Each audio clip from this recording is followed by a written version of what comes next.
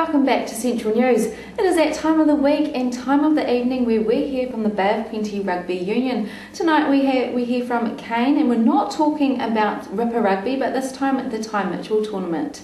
Kane, thanks for joining us today. Now tell us more about the Ty Mitchell tournament. When did this type of tournament begin?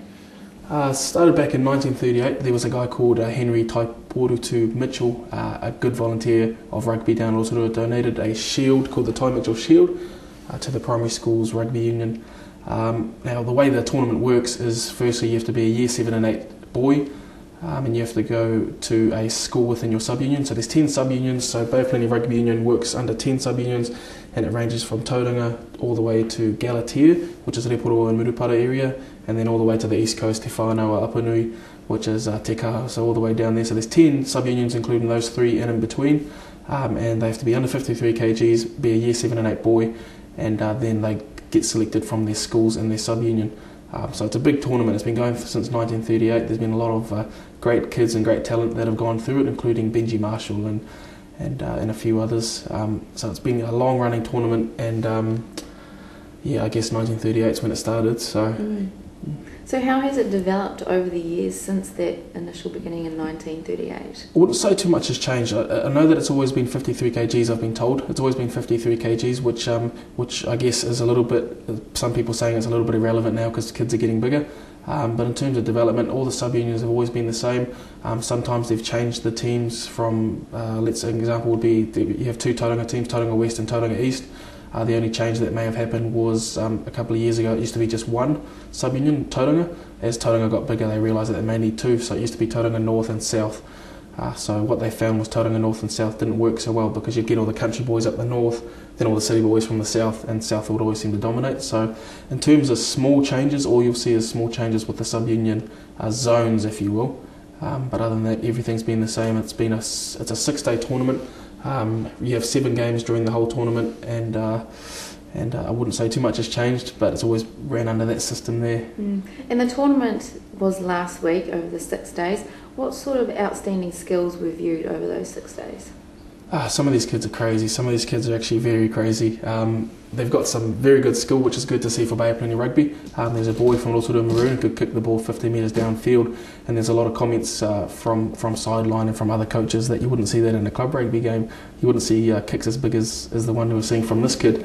Then there was a flanker from Tauranga West who is very much one of the most technical kids you'll ever see. He's doing stuff, again, they say that he looked like a man out there amongst boys. So there's definitely some great talent throughout the sub-unions, and it's great to see.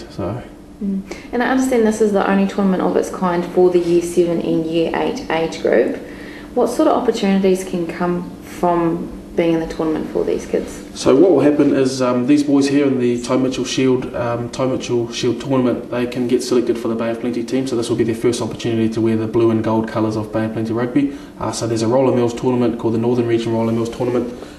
Bay of Plenty has a team in that tournament, and the only difference with that one is it's the same sort of tournament that runs over 6 days, I think, and it's held in Thames Valley this year.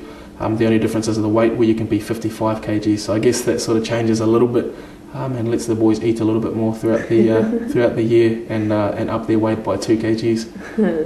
Could make all the difference. Yeah, definitely could.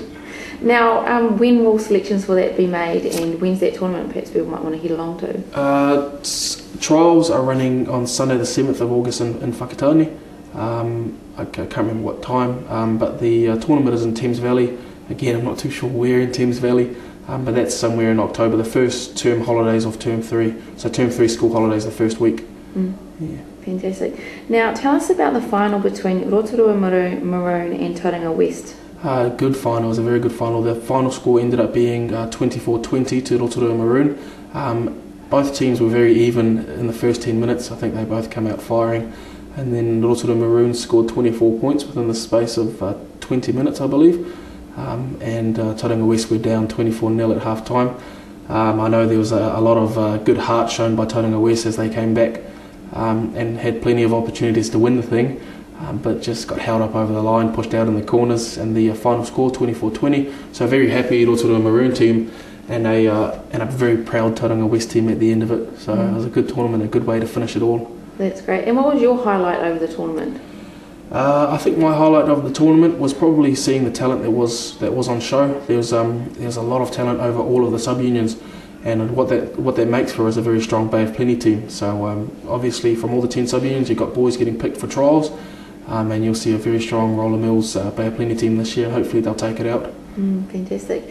And what sort of feedback have you had from the community about this form of tournament? I think the community feedback and support is always big for Ty Mitchell. You've got people involved with Ty Mitchell. There's people like Rob Shaw, who has been involved with the tournament for 51 years now.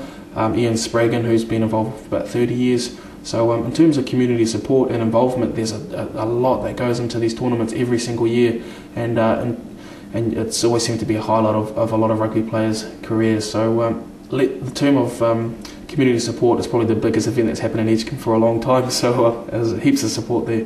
It's good to see the community getting out there. Now just quickly before we go, Ripper Rugby's pretty much done for you. Now Ty Mitchell, what's next for you in Bay of Plenty Rugby Union? Bay of Plenty Rugby, it's now time for rep season. So rep season steam has kicked off. Roller Mills will be getting started soon. Under 16s, under 18s, under 20s development, and also under 14s and under 15s, small program there. So all of it's rep rugby now, and it's time to see blue and gold all over.